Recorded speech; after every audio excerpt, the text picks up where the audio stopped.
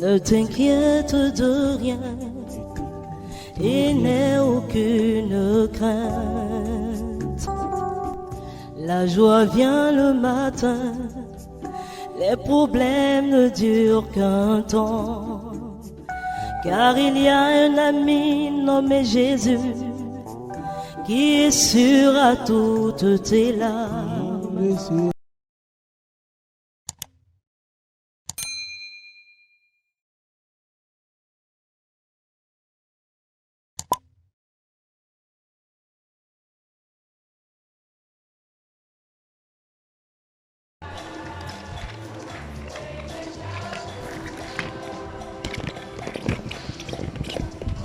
Dieu notre Père, nous te remercions pour ce moment où nous sommes ensemble. Merci beaucoup pour cette audience qui écoute toujours ce programme ici pour pouvoir s'enrichir au niveau spirituel. Seigneur, merci beaucoup pour nous avoir donné cette occasion, l'Esprit Saint, d'avoir l'Esprit Saint, l'éclaireur de notre foi. Merci beaucoup pour toutes les inspirations que l'Esprit Saint ne cesse de nous accorder. Merci beaucoup, Seigneur. Je prie pour cette audience ici, pour leurs familles, amis, boulots respectifs. Continue par les bénir, par les encourager, surtout par bénir les efforts qu'ils sont en train de mettre afin de pouvoir gagner le pain de vie de chaque jour. Et aussi d'être reconnaissants comme tes enfants qui continuent par lutter dans la foi en vue de leur salut et ton plus grande gloire. Seigneur, merci. Et sois avec nous pendant cette séance afin que nous puissions bien comprendre les concepts, aller de l'avant. Encourage les cœurs brisés, les esprits abattus, tous ceux qui ont les yeux, les oreilles, le cœur étouffé, bouché. Arrache tout, ouvre tout, ressuscite tous nos esprits, tout ce qui est mort en nous, pour toi. Seigneur, merci. Shalom, frères et sœurs en Christ, voilà, nous sommes là pour pouvoir continuer avec nos réflexions qui est toujours la relation entre Dieu et homme. Aujourd'hui, je voudrais qu'on réfléchisse sur un terme différent qui sera sur Dieu et son esprit. Dieu et son esprit.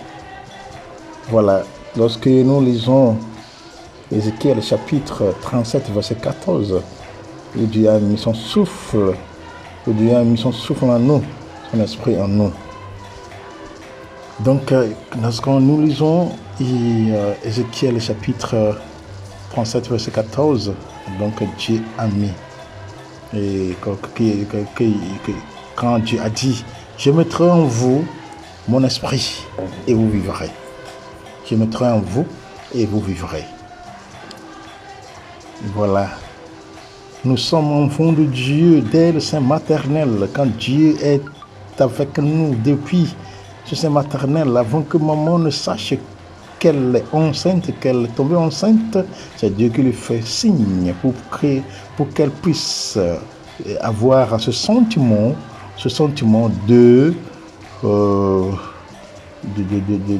d'être avec une créature, et Dieu lui dit, selon ma spiritualité, que Dieu lui dit de prendre soin de cette créature-là, de l'amener dans ce monde, de la soigner, afin que cette créature puisse devenir un instrument, un collaborateur, ou bien une collaboratrice à sa création. Et voilà. Et Dieu là, toujours, tout ce que Dieu fait est bon. Et voilà, Dieu qui continue d'être avec nous tout au long de notre vie, jusqu'à la mort, jusqu'à le jour où nous laissons, voilà, nous laissons nos dernières soupirs. Dieu merci pour ça. Donc Dieu dit que je mettrai en vous mon esprit et vous vivrez. Ézéchiel chapitre 37, verset 14. Sans le souffle de Dieu qui est en nous, on ne peut jamais vivre. C'est à cause de son souffle que nous sommes là. Aucun parmi nous, comme être humain, ne peut jamais créer l'homme. On peut créer statue sous forme d'homme, oui, mais on ne peut pas mettre la vie. Il y a les robots, oui, mais les robots ne sont pas les humains, mais sont vraiment des robots. Ce sont les objets, ne sont pas des créatures de l'homme. Non. Les créatures sont ce que nous voyons dans ce monde qui sont naturellement créées par Dieu, le Créateur, qui nous donne cette force à pouvoir toujours rester attaché à lui. Parce que c'est son souffle en nous. Dieu a mis en nous son esprit. Voyez, Dieu a mis en nous son esprit. Afin que nous fassions quoi? Afin que nous devenions qui? Afin que nous soyons comme lui. Afin que nous soyons comme ses enfants. Nous sommes enfants de Dieu à travers le souffle que Dieu nous a donné. Ce n'est pas seulement que Dieu nous a donné son esprit, mais Dieu a mis en nous son souffle de vie. Son souffle de vie. Le souffle de vie, ça veut dire que sa propre vie, son propre souffle de vie qu'il nous a donné. Pour que nous soyons en son image. Quand Dieu a dit dans le livre de Genèse que créer l'homme à notre image pour qu'il nous ressemble. Voilà, Dieu a créé l'homme. Il lui a donné à la fin son souffle pour que l'homme vive pleinement selon le dessein de Dieu. Donc le souffle que Dieu a mis en nous qui nous fait être ses enfants, mais ses enfants, c'est un souffle des vivants. Et ce n'est pas un souffle des morts. Pour que nous puissions vivre. Ce n'est pas pour que nous puissions mourir, non. Mais pour que nous puissions vivre. Et vivre pour faire quoi? Lorsque nous vivons, nous faisons le travail de Dieu. Lorsque nous vivons, nous continuons avec la création. Nous ne continuons pas à créer tout ce que Dieu veut que nous créions. Parce que, comme il nous a créés en son image, lui-même n'est pas humain comme nous, il veut passer par nous. Par notre présence, pour pouvoir continuer avec sa création. Vous voyez la création de Dieu, les arbres, les eaux, les oiseaux, les êtres humains qui ont de vie. Et nous, les hommes que Dieu a mis comme rois sur cette terre, au milieu du monde, afin de pouvoir prendre soin de la création. Et cette création qui continue d'être créée. Parce que l'homme, il y a quelqu'un qui est mathématicien, quelqu'un qui est ingénieur, quelqu'un qui est professeur, quelqu'un qui est prêtre, quelqu'un qui est pasteur, quelqu'un qui est chauffeur, quelqu'un qui est... Ça veut dire qu'on est plusieurs choses. Nous sommes plusieurs choses dans ce monde. Il y en a qui ont possédé 2 ou 3, il y en a qui ont possédé 4, 5, 6. Il y en a qui ont possédé seulement un aspect. Donc tout ce que nous sommes en train de faire, c'est l'esprit de Dieu, le souffle de Dieu que Dieu a mis en nous qui est en train de travailler comme ça. C'est un souffle multiplicateur.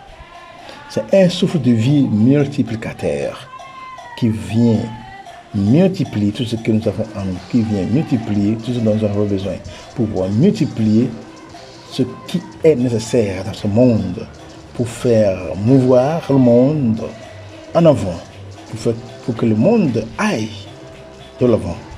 C'est ça. C'est la raison pour laquelle Dieu nous a créés.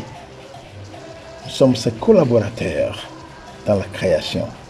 Voilà, Dieu passe par l'homme pour que l'homme puisse mettre le monde d'enfants. Voilà. Oui, Dieu a créé deux femmes, Adam et Ève, voilà, et après, l'homme continue à se multiplier, pas s'augmenter en nombre, Comme il a dit, allez, multipliez-vous, dominez la terre, devenez comme le sable de la mer. Et voilà, l'homme continue dans ce sens-là. Mais nous savons que l'homme ne peut pas réaliser tout cela sans avoir une relation intime, directe avec le Seigneur. Il faut que l'homme soit toujours greffé en son Dieu. Comme dit l'évangile de Saint Jean, et que si les branches ne sont pas dans l'arbre, on ne peut jamais porter de fruits.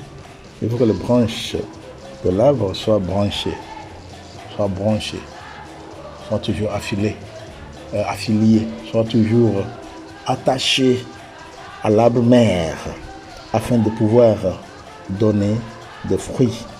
Donc nous sommes appelés, étant enfants de Dieu, à pouvoir rester unis avec le Seigneur, à nous sentir graffés en lui. C'est là qu'on peut donner beaucoup de fruits.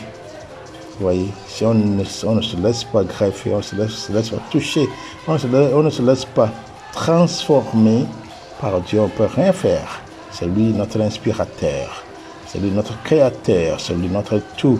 Tout ce que nous sommes en train de faire et de vivre, c'est pour lui, ça vient de lui.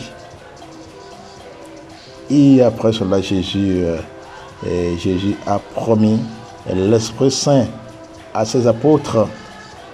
Jésus a promis l'Esprit Saint à ses apôtres pour que l'Esprit Saint vienne authentifier le souffle de Dieu en nous, le souffle de vie de Dieu en nous. Voilà, l'Esprit Saint, ça vient toujours de Dieu. Donc nous savons, nous étant chrétiens, et surtout étant, si vous êtes catholique, vous allez mieux comprendre que moi, et que voilà, on parle de la Sainte Trinité, où on parle de Dieu le Père, qui est le Créateur du ciel et de la terre, Dieu le Fils, qui est Jésus-Christ, qui est venu sauver la création de Dieu. Et voilà. Puis, et surtout sauver l'homme qui est au centre du monde. Sauvant l'homme, ça sauver le monde. Parce que l'homme, c'est lui le centre du monde. S'il veut détruire le monde aujourd'hui, avec les bombes comme nous voyons, avec les bombes de nos frères, qui sont en train de bombarder ici là, et qui sont en train de créer des inutiles maladies dans ce monde, afin de pouvoir ravager le monde. Ils continuent jour et nuit, et en utilisant la science, en fabriquant des médicaments incroyables, disons incroyables dans ce monde, afin de pouvoir ravager, diminuer le nombre de la population du monde. Tout ça là, voilà, ce sont des péchés quand même, mais voilà, que l'homme continue pas à faire cela. Mais il faut savoir que l'Esprit Saint, Jésus a promis l'Esprit Saint à ses apôtres, pour que les apôtres puissent bien œuvrer. Comme Dieu le Père nous a déjà donné l'Esprit, son souffle de vie, comme il a respiré son souffle de vie en nous, afin que nous puissions vivre. Ainsi de suite, voilà, Jésus a promis l'Esprit Saint, pour pouvoir augmenter à l'Esprit que Dieu le Père nous a déjà donné dès naissance, pour que nous puissions bien œuvrer pour son salut. Voilà. L'Esprit Saint, qui reçoit l'Esprit Saint doit travailler avec. Qui reçoit l'Esprit Saint doit travailler avec. Il ne doit pas rester à l'écart, mais doit toujours travailler avec. Et autre point ici, c'est que c'est pour la liberté que le Christ nous a affranchis. Demeurez donc ferme et ne vous laissez pas mettre de nouveau sous le joug de la servitude. Voyez, Galates chapitre 5 verset 1. C'est pour la liberté que Christ nous a affranchis. Demeurez donc fort, ferme, et ne vous laissez pas mettre de nouveau sous le joug de la servitude. Voilà. Nous sommes créés libres par Dieu, par son Esprit Saint. Donc Jésus est venu pour nous donner son Esprit Saint. Il était resté avec nous pendant longtemps. Il a quitté le monde, mais voilà, son esprit continue d'être là. Et les chrétiens affirment sa présence en tout temps, ce qui nous parle de comment Jésus nous a sauvés en mourant pour nos péchés une fois pour toutes. Dans cette liberté, dans cette action libre, décision libre de notre part, de suivre Dieu dans tout cœur, et sans discrimination, ainsi de suite. Car nous sommes libres, nous sommes des créatures libres de Dieu.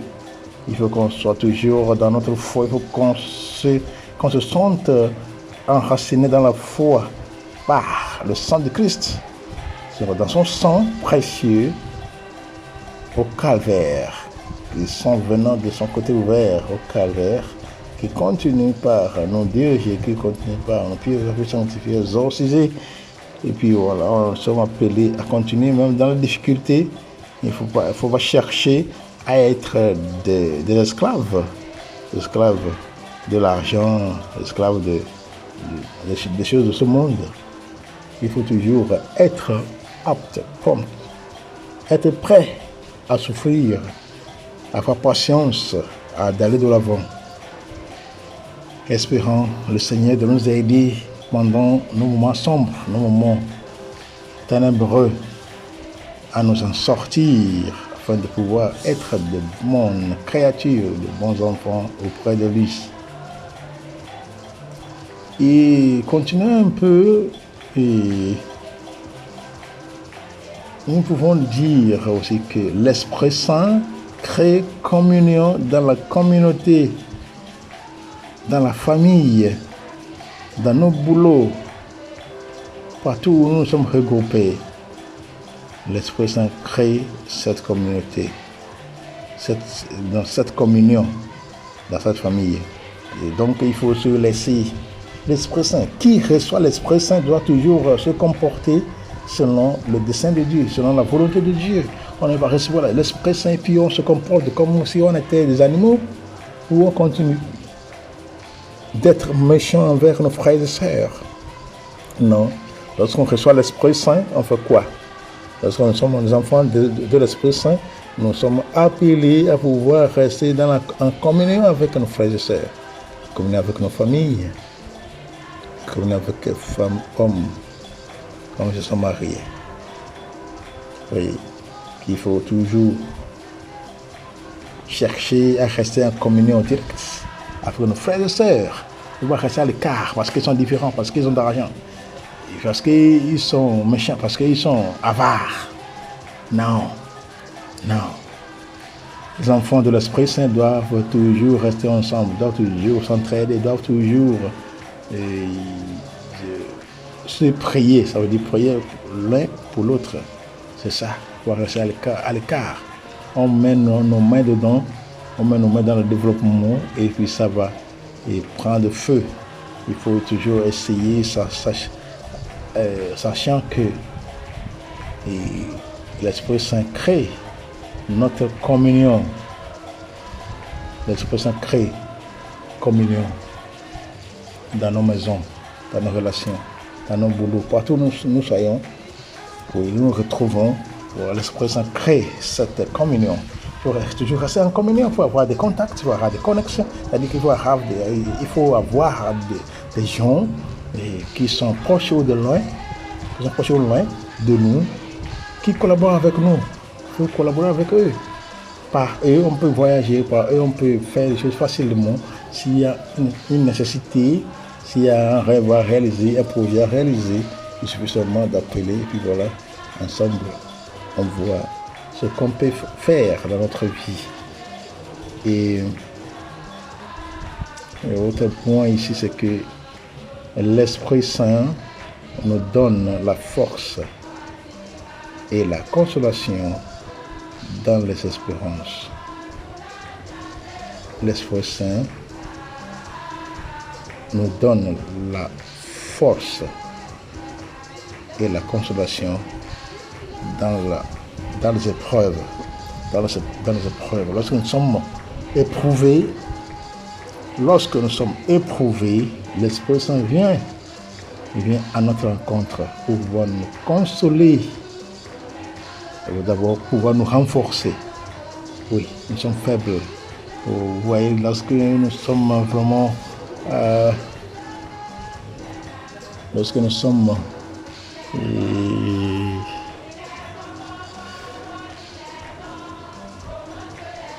touchés par les événements, les difficultés de vivre, de vie, les difficultés d'aller de l'avant.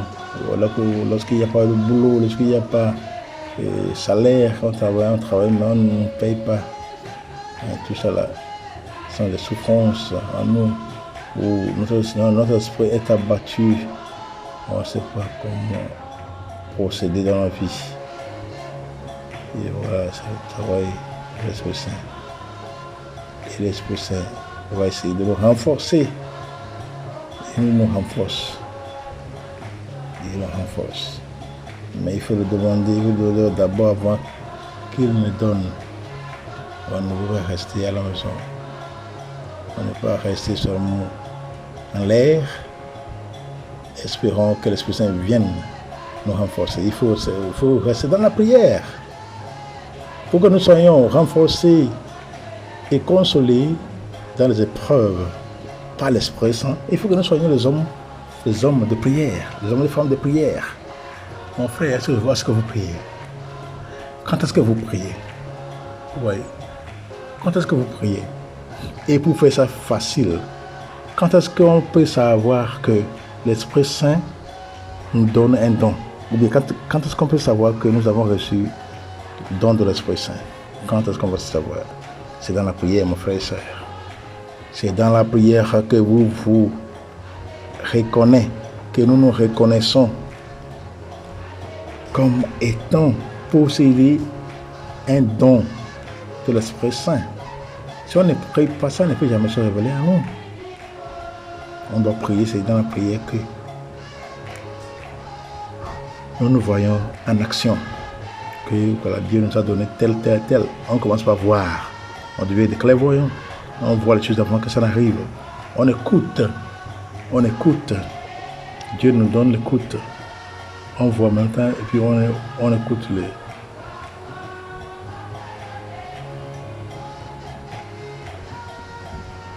Bon, et on voit et puis on écoute ce qui suit. On voit les choses en vision et la voix vient pour confirmer et pour nous dire ce qu'il faut faire. C'est les choses sur les clairvoyants, on ne voit pas seulement.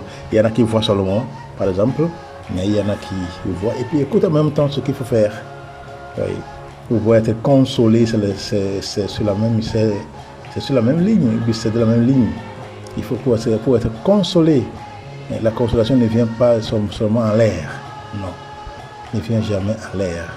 Il faut nécessairement prier. C'est dans la prière que nous trouvons tout cela. Lorsqu'on est dans les épreuves, des fois même il ne faut pas laisser tomber dans la difficulté avant de commencer par prier. Il faut prier en tout temps. On prie comme on mange. C'est ça. Pourquoi je mange pour que je puisse être ceci. Pour avoir la force de travailler. Et c'est la même chose. Si on ne prie pas, notre vie spirituelle devient faible. Et tout malheur vient à notre rencontre. C'est pour cela qu'il faut toujours prier. Lorsqu'on prie, lorsqu'on est dans les difficultés, voilà, l'Esprit Saint est là pour prendre soin de nous. Donc il ne faut pas rester à l'écart, il faut pas rester toujours, il faut pas rester très loin de la prière. Il faut prier en tout temps. Jésus a enseigné à ses apôtres à prier, comme ils ont demandé. Seigneur, apprends-nous à prier, comme Jean le Baptiste a prié et a appris à ses apôtres. Oui.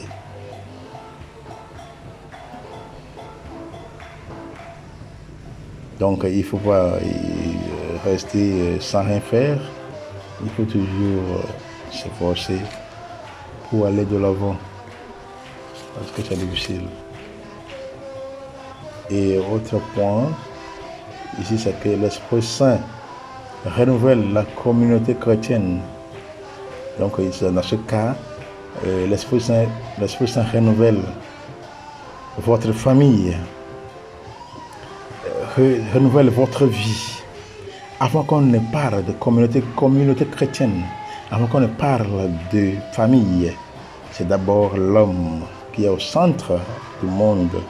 Donc l'Esprit Saint renouvelle la vie de chacun de nous, la vie des croyants. Oui. Est-ce que vous vous laissez renouveler par l'Esprit Saint? Est-ce que vous laissez? C'est à chacun de nous d'en répondre que je me laisse toucher par l'Esprit Saint pour pouvoir me révéler, pour pouvoir me renouveler. Et puis dans ma vie chrétienne, que ma vie chrétienne soit toujours renouvelée. C'est-à-dire que dans la conversion, où je laisse tomber tout ce que je faisais avant le baptême, avant la confirmation, avant tout. Ou des fois on glisse. Il faut toujours essayer de raviver les dons de Dieu en nous. Les dons de Dieu en nous à travers l'Esprit Saint. Vous voyez, c'est très nécessaire. C'est très très nécessaire. Et les rôles je revois que si on se laisse renouveler par l'Esprit Saint,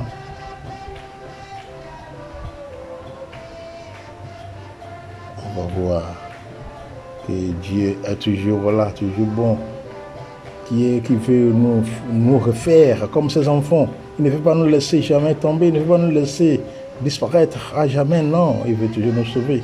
C'est pour cela que lorsque nous continuons dans ces preuves, disons, dans nos ténèbres, Dieu continue par nous appeler.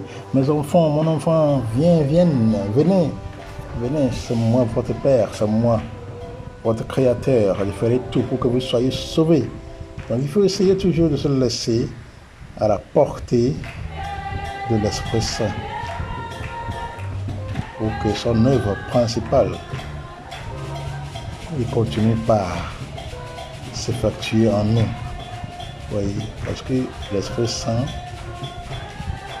a comme œuvre principale d'inspirer aussi bien les prophètes, c'est les agents pastoraux, ça veut dire ceux qui prennent la parole de Dieu pour aller de l'avant et communiquent la paix et l'amour de Dieu aux gens humains.